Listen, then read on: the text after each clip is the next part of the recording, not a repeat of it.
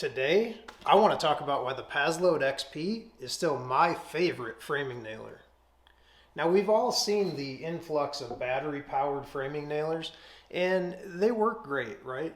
Especially like battery-powered trim nailers are fantastic. 18-gauge brad nailers like the M18 Gen 2, absolutely my favorite. When it comes to the framing nailer though, my biggest problem is that the weight is 11.2 or 11.3 pounds, where this is 7.2. Now, if you're holding that over your head or, toe nailing studs into the top plate, it's really going to make a difference. If you're doing that all day long, that weight really adds up, especially on your shoulder and stuff like that. The other major difference is the tip on these guns. So the tip on the Paslode is super aggressive, especially for side nailing or toe nailing. This thing stays where you put it, and I love it.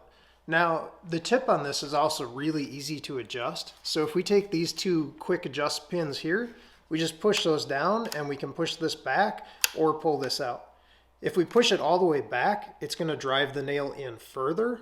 So the way I think about this is the closer the firing pin is to the workpiece, the deeper it drives the nail.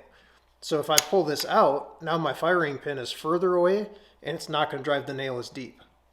Some of the other things that I really like about this compared to the M18 is the way you load and unload the nails. So if you pull this all the way back, it locks, the nails will fall out of the gun.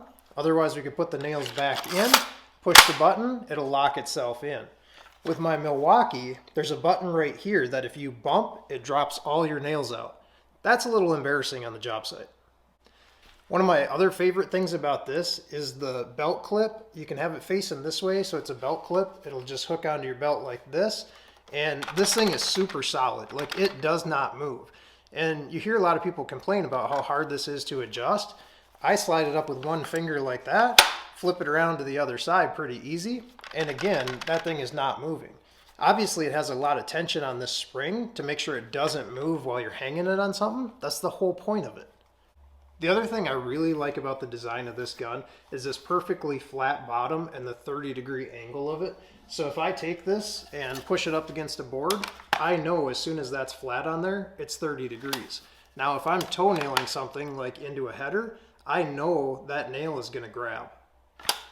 So you'll hear a lot of people talk about the ramp up time, and I don't think they understand that the gun is almost instantly ready to use. So a lot of them think you have to push this button down and wait for this fan to go off, and that's not true. You can go ahead and nail at any point while that thing is still running.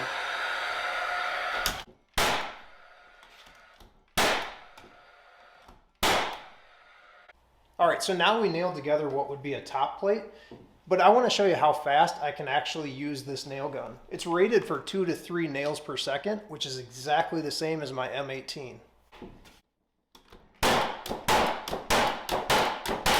So in my opinion, no difference in speed. I actually think this thing is faster, but I've never tested them side by side with both hands.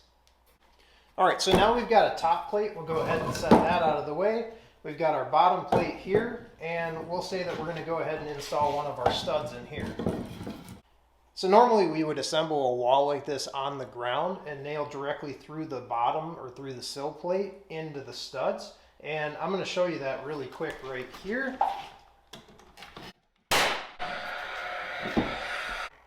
However, if we're doing work inside of a wall, like, adding a king or cripple stud or something around a header, we may find ourselves in a lot of positions where we need to toe nail. And one of the spots where I really like the aggressive side tip on this gun is that this thing will bite in here and do exactly what I need it to do.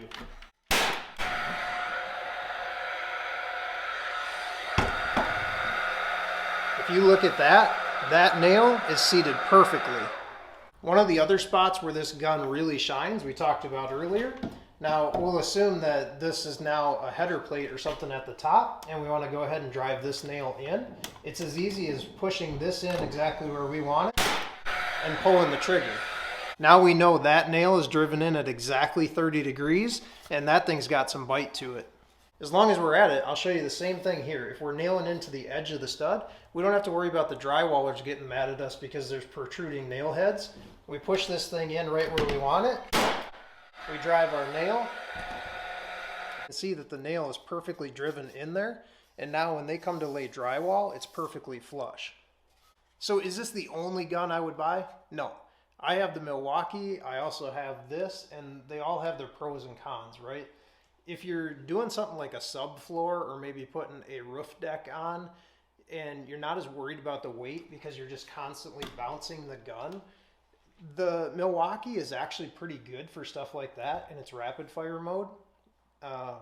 It is a little bit heavier, but it just bounces right along and it works great.